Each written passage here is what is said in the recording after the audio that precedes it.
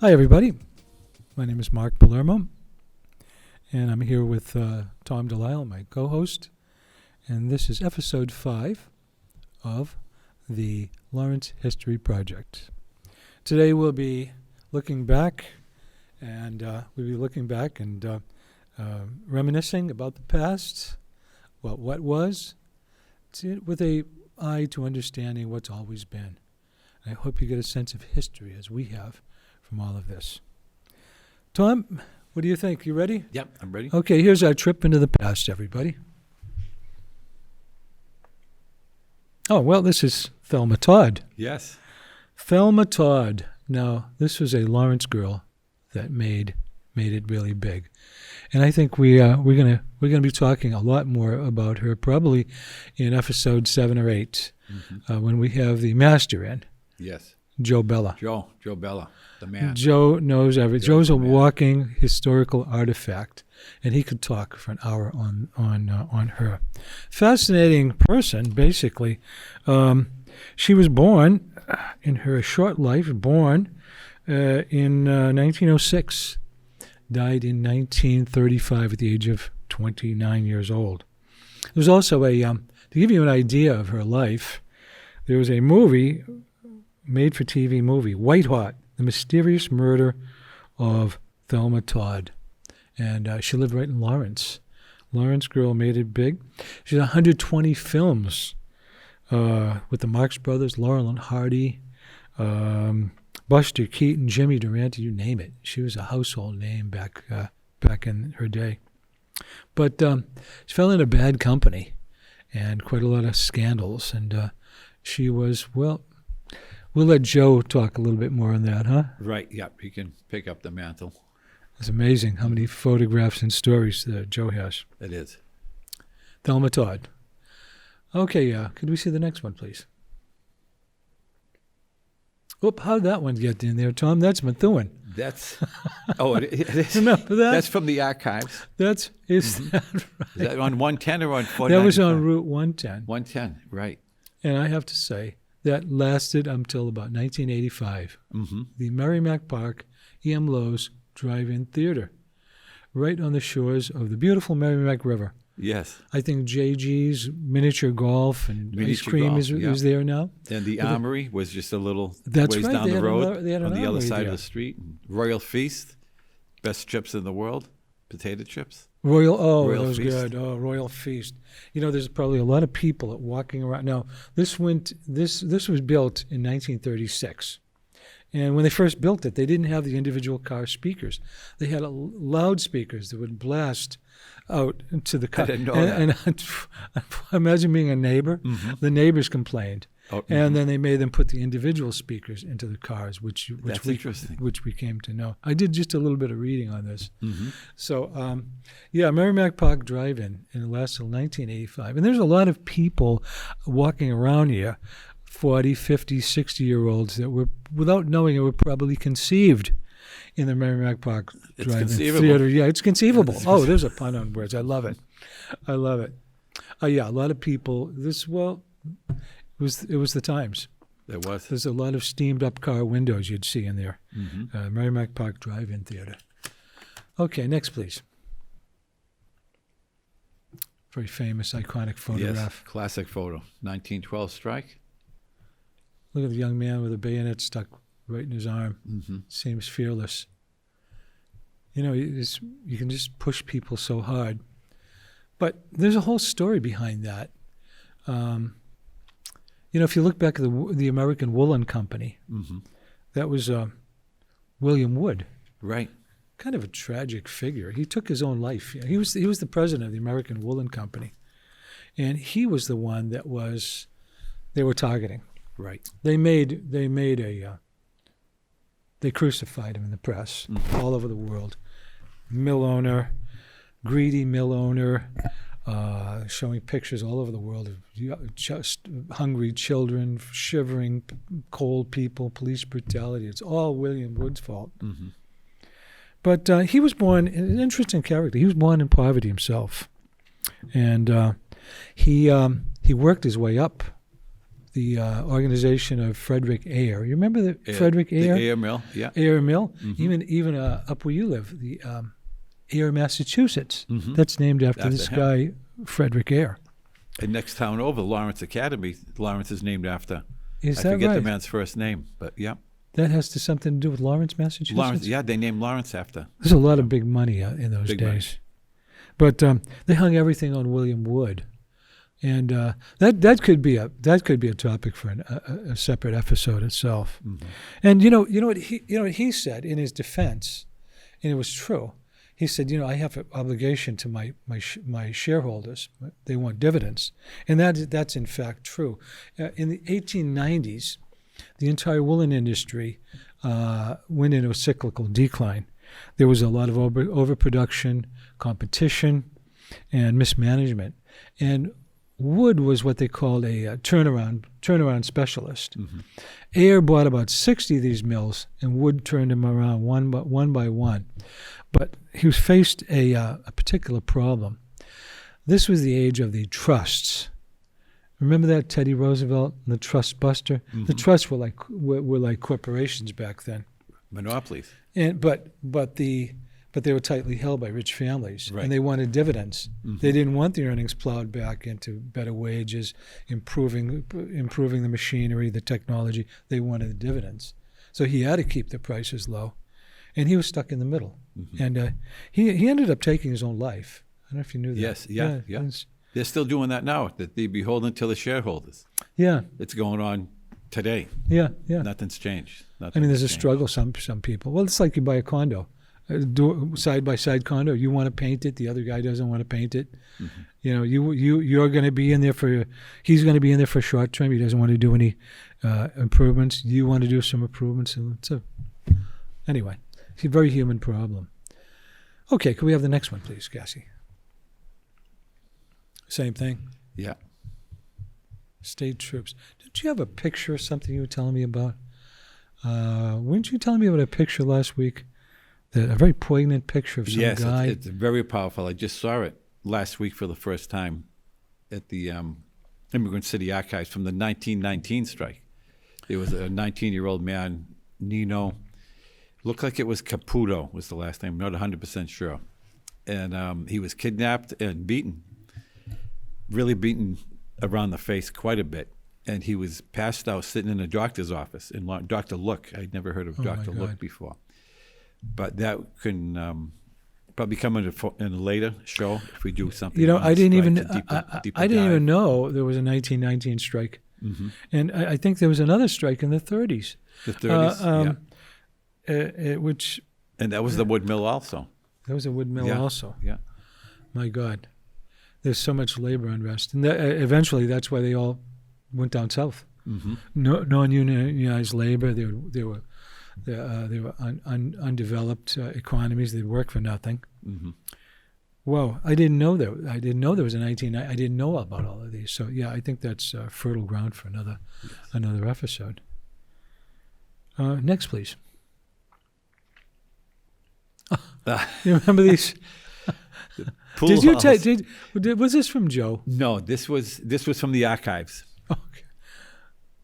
Lawrence. That was this one was, of the, I think. That's I on can just Common barely Street, read it. It said Moe's Pool Room, and it's got the names there. Moe's Pool Room. The Lawrence of our childhood had so many pool rooms. Pool rooms everywhere. Well, you know what? Most of the workers worked in a factory. You come home, your tenement is not air conditioned. So you're a young guy, you want to go out somewhere. You go out, well, I'll go to the pool room, I guess. Right. I'll bet they were air conditioned. Cheap night. Yeah. And that one might be. There's one where, right next to Pappy's on Common Street, tiny door. I don't know how they even fit a pool table in this frontage. It was so small. But that was in the archives too. That used to be a pool room. And then there was Rudy's pool room. Rudy's. I think we've shown that picture here in our series before. Rudy's. Yeah, right next to across from Frasca's and next to the Troilers Club. Oh, yeah. Rudy's. That looked like a pretty tough place. Dangerous place from what I hear. It's not a place you'd bring your family for around a pool. It doesn't look like a... No, that was... Okay, next, please. Now, you see, that's a strike. That's another strike. That's in Joe's handwriting. That's another strike. I think it says 1936. Common Street.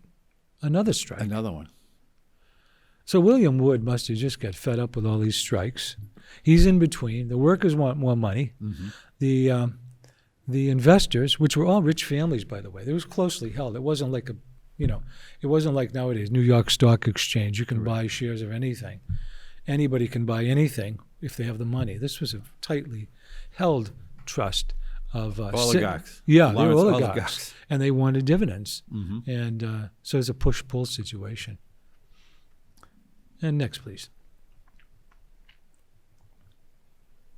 It's another one of Joe's photographs. Yes, that's the flood from either 36 or 38. They had two floods. Yeah. Well, no, it was one year or the other. I think it was 36. I think the hurricane was... Oh, look at this. It says 1938. That's Joe's... 38, okay. 1938 down there. So they had two massive floods, I guess. That's right on Essex Street. That's where the Bay State right by... building is. The Warner would have been behind that policeman off to the right. Because I think that's the Bay State building... the old Russell's and Cherry and Webb and McQuaid's. Oh, yeah. Just up the block from Lawrence. Now, because the canal was right there. I wonder if they've done any work. They must have done some kind of work on controlling the flow of the river.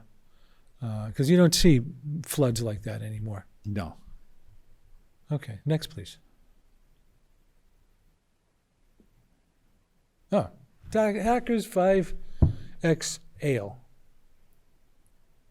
Look at the language, Tom. Full strength. Fully aged. On draft. And in bottles. Cold Spring Gilt Edge Beer. Made in Lawrence by Lawrence Labor.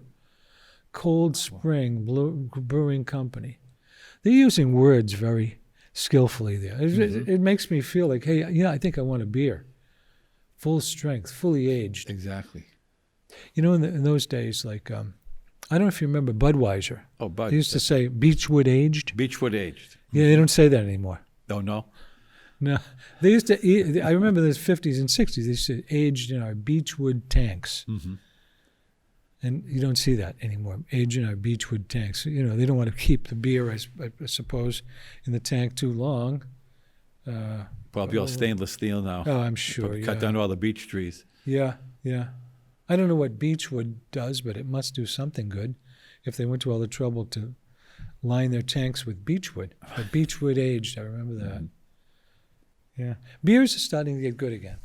A lot of microbreweries. Yeah, it's fantastic. I'm glad to see them coming back. They should. For a while there in the 60s and 70s, it looked like everything was going to be just big beer companies. And then they started with the little breweries, and it's wonderful. I think they have one in Lawrence now, the Spigot River Brewery. Yes, yeah. Yeah, have you ever tried that stuff? No, I want to, but it was closed when I That's went right, there. we went there. Yeah, that's right. Yeah. Okay, next, please. Yes, this is the Feast Saints. of the Three Saints.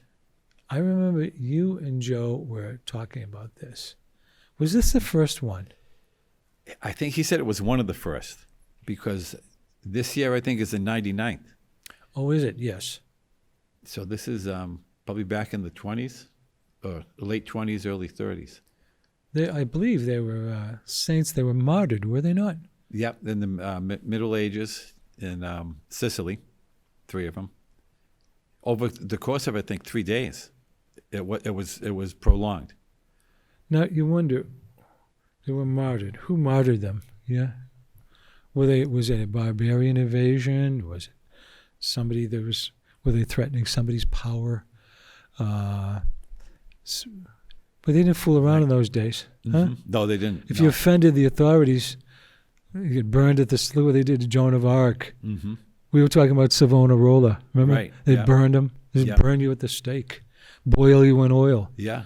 No wonder when they made the United States Constitution, one of the first things we put in was prohibition against cruel and unusual punishment. That's probably where they got that. Mm-hmm. Wow. I mean, they just punish you with impunity if you've gotten the wrong person. Well, look at the Medicis, the the royal courts of any country, the political intrigue, the backstabbing that goes on. Human beings can be very kind, but we have a nasty side. Absolutely. Nasty, brutal side. Mm-hmm. Yeah, you don't want to mess with human beings. Try to stay on the good side of human beings. Right. If you want to live long, happy life here. Okay, and the next, please. Oh, well, that is Johnny Weissmuller. Johnny Weissmuller. And Thelma Todd. Not a very good picture of Thelma Todd. Her face looks puffy there for some reason. And I don't know who the third guy is. But as I said, we will be learning more about Thelma Todd. Yes. She was girlfriend of Lucky Luciano, the gangster. Oh, mm-hmm. And there's so many rumors swarming around. If you try to get to the bottom of it, you just go down the rabbit hole about what happened. Exactly.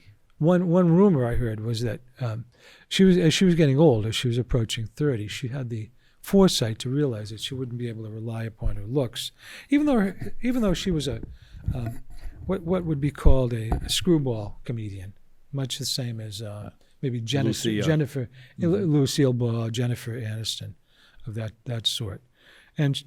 But she was looking ahead and to a time when she wouldn't be a Hollywood star and trying to make an investment. And she invested in a cafe, very elaborate cafe. It's still there, as a matter of fact.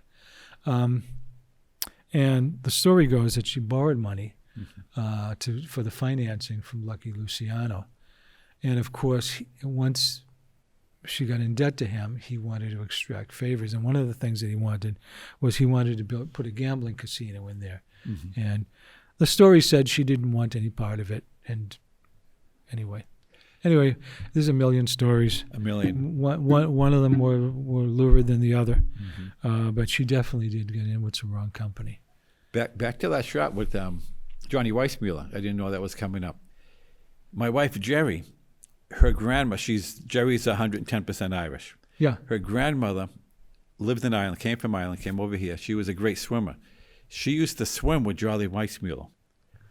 She was that good an athlete. She used to swim with him. Used to swim with him. She was like a swimming partner that hang out. I think he was even an Olympian. I may be mistaken. Yeah. But they were friends, and they used to swim together back in the day. Wow. It really is a small world. It is a small world. Yeah. Small world. Yeah. You know, one thing, our friend, I know we've often made reference to Joe Bella, and we will be having him on in a very, very, probably a couple more episodes. Joe's a walking historian, and I just happened to ask Joe one time. He's also a Civil War expert. I said, Joe, did Abraham Lincoln ever come to Lawrence?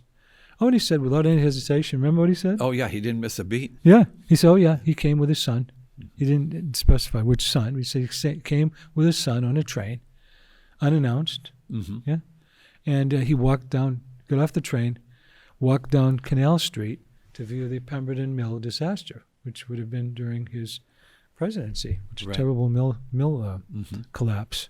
He just walked back to the train with his son, got back on. He must have gone back to Boston. Right. It's amazing. When you talk about a small world, it's just mind-blowing to think. I could just picture it. Abraham Lincoln walking down Canal Street. 10-minute walk from the railroad station where the bridge is in South Lawrence, across the Central Bridge, over to Pemberton. You could see it probably from the train station, the mill. You know, now that we're talking about this, my father told me a story about Louis Armstrong. Mm-hmm. And he was reading a book one time. He showed me. He says, you got to read this. And it shows a picture of Louis Armstrong. Now, for those of you young people out there, Louis Armstrong was the father of modern jazz.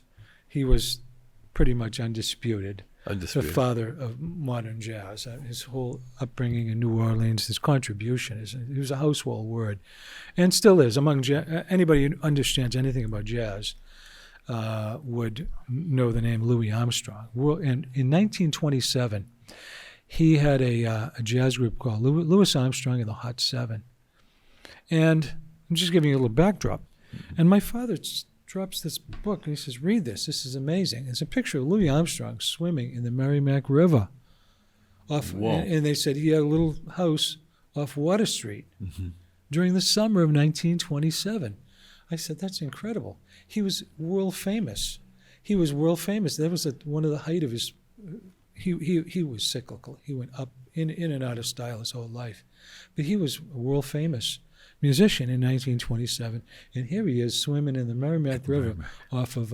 If you go down Water Street, there's a couple of side streets there that the houses are right on the water. Right. Yes. So near the boys' club. Yeah, it used to be the boys' club. There, Maybe it's the. Yeah. He must have come club. in on the train from Boston. Yep. And then it was a quick walk from the old train station in Lawrence up walks, or just a quick taxi ride, and he'd be back in his own little summer home. Mm-hmm. Talk about a small world. Small world. Could we have the next one, please? Oh, so sad. Oh, man. Yep. That was one of mine. That was St. Lawrence's. Oh, I thought it was one of the movie theaters. No, yeah. That's St. Lawrence's. And everyone said what a small footprint that church had when it was completely demolished. It was right at the fork in the road, just down from Constantino's Music, and I remember that. Right by and you're right. It did have the bridge. Very small. It looked so massive and monolithic, and yet when it was gone, I said I couldn't believe it. That's the area it took up, but it was so high, so vertical. Up. Yes, yeah, it was all vertical. It was vertical more than. And that was incredible. But now, all the churches had ethnicity at the time. There was a Polish church, Italian church, Holy Rosary, a Lithuanian church. What ethnicity was that? Was that Irish? I don't know. I think a lot of Irish. I think with South Lawrence, there were a lot of Germans in that area. Yeah. But the Assumption was German also. That's right. I'm not sure. That'd be interesting if someone knew that. St. Lawrence Church. That's probably mid-'80s? Mid-'80s, I would say? Yep, probably mid-'80s. Yeah. They were dropping like flies, all those buildings. I mean, I like to think they take more care nowadays. They look at repurposing buildings, and they should, because you're never going to see buildings of that caliber again. Well, you could. I mean, and if it's really well financed, maybe in a big city in Boston or something. But nowadays, these stick structures with 2x4s is the norm. Dignified old buildings like that, it's hard to see them leave. But leave they must. Can we see the next one, please, Cassie? No, that's one of your photos. Yeah, I like the back sides of buildings tell as much of a story as the fronts a lot of times. That's on not Garden Street, I think, not Summer, between Garden and Summer Streets. I think they called it Mechanics Row on Garden Street.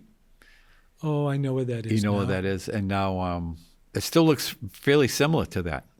Bread and Roses is just across the street on Newberry Street. This is just off of Newberry. Do you know in the Bread and Roses strike, there was an Italian girl who was killed. Right. I think she was clubbed to death right there, in front of, right at that corner. I was at the 100th anniversary with my son, but the very spot. That was 1912. I had him in 2012. The very spot. They had a priest there and gave some prayers and everything for Anna Lopizzo. Anna Lopizzo, yes. And she's buried in the Bellevue Cemetery. Did you know that? No, I didn't know that. I know you take photographs and stuff like that. I'll find her stone. I'm sure they would know. They would. I'm sure they would know at the archives. But she's buried there. I believe she was clubbed. Terrible. Yeah, terrible what happened. And it's happening still. Yeah. Someday I'd like to think that I know someday people are going to live in peace. But I think this is a long transition. Yeah. Okay, next one, please. Partido. Revolution. What is that? Partido. Something Dominicano. Dominicano, Partido Dominicano Revolucionario. I think that's one of mine. That's from Newberry Street also. I wish it's cut off. I can't see the first word. Across the street from from Bread and Roses. Oh, yeah. It's another party. You know, to understand Dominican politics, it's very useful. This is a good starting point, is the fact that in the Dominican Republic, they have never had, in 500 years, over 500 years, they've never had a period when they've been a self-determining country. Mm-hmm. They've always been under the control of some colonial power, Spanish, French, and then the Monroe Doctrine, the United States. There was only one very brief period in the 1960s when they actually did break free and elected their own president. His name was Juan Bosch. And Juan Bosch was actually a very close friend of John F. Kennedy. He was actually invited to the White House. Mm-hmm. But after Kennedy was assassinated, Lyndon Johnson took over and took a kind of cowboy approach to the Dominican Republic. And they didn't want him there. They said he was just a little, he could be a little, not quite communist, but he's talked a little bit about land reform. Mm-hmm. And they sent the troops in to depose him and put in a puppet government. History of the entire Dominican Republic. So they have never had a single, except for that brief period, they've never had a period of self-determination. And Juan Bosch, till the day he died, I think in 2000, he constantly affirmed that he had never been a communist. Mm-hmm. So had Kennedy lived, the entire history of the Dominican Republic would certainly have been different. How different? I don't know. We'll never know. But pivotal point. It's amazing that the collateral damage that can happen with one event and the ripples that it sends out. Yeah.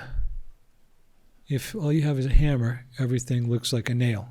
Right. Yeah. Have you ever heard that expression? I like it. That. Yeah. Rather be a hammer than a nail, Paul Simon. I'd rather have. Well, me too. Yeah. There's another one. The nail that sticks up gets hammered down. Right. Have you heard that one? Yep. Wow. Can we have the next one, please, here? Now, we've had this one before, but this is a different. Yeah, this one. This is one of mine. Caruba's back again in the mid-70s. All these places, I wish I had taken so many more shots. I shouldn't have been satisfied with one or two shots. I should have gone into deep dives, but I'm glad I got the few that I did. They're an interesting-looking couple. Yes. I would love to see what they looked like when they were young, when they were newlyweds. Right. They're probably a very, very attractive couple, you know? Right. They look like a couple of homemade ice cream and slush. Everybody remembers their slush. Oh, yeah. We put out the call on this program before. Any young, enterprising business people out there, slush is the word. Slush. Forget about gelato, ice cream, slush. And think about your overhead is nothing, really. Just ripe lemons, sugar, and slush. Yeah. And, we get plastics from the Dustin Hoffman plastics. It's slush. It's about slush. Mrs. Robinson. Mrs. Robinson. Yeah, that's a great scene. Huh? Mm-hmm. Here's the key. Plastics. Yeah. Plastics. One word, kid. One word I'm going to tell you. This is the key to your life.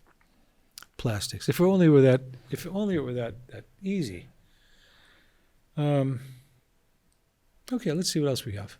Next one, please.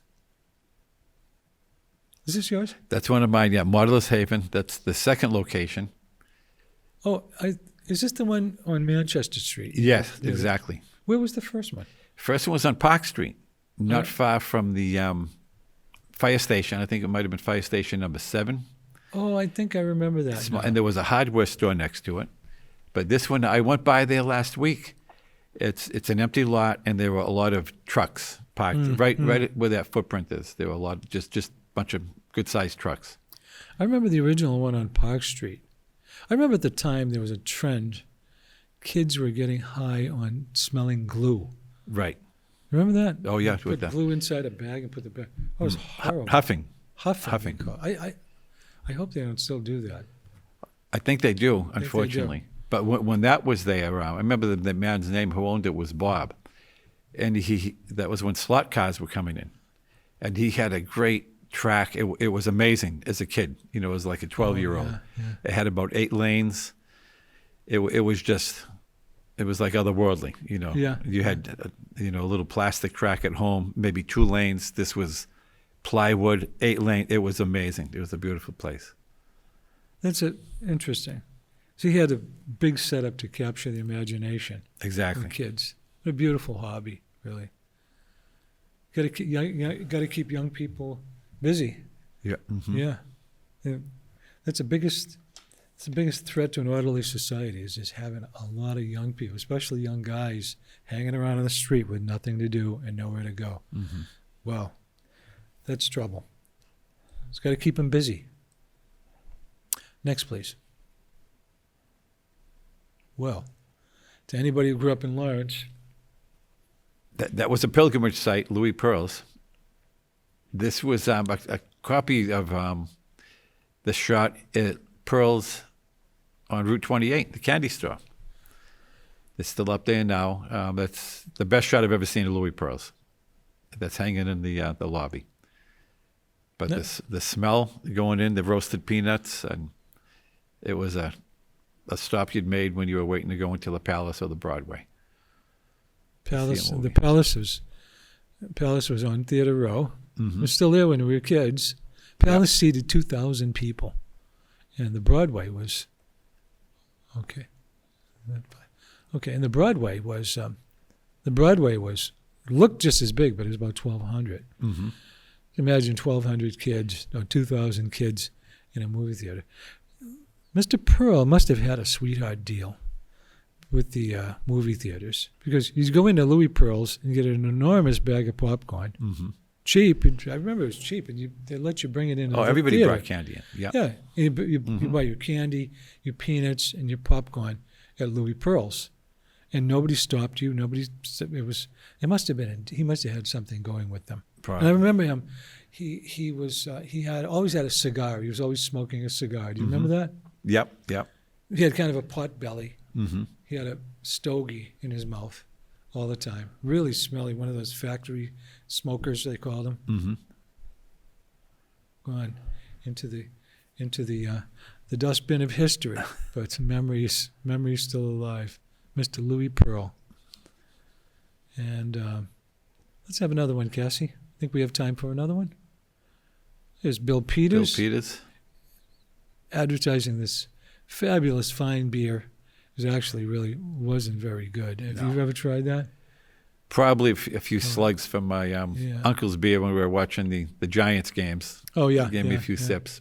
Gansett. It was a Gansett. Gansett. Yeah, I remember also the Red Sox game. Kurt Gowdy, Mm-hmm. remember the local announcer? He owned the local radio station here.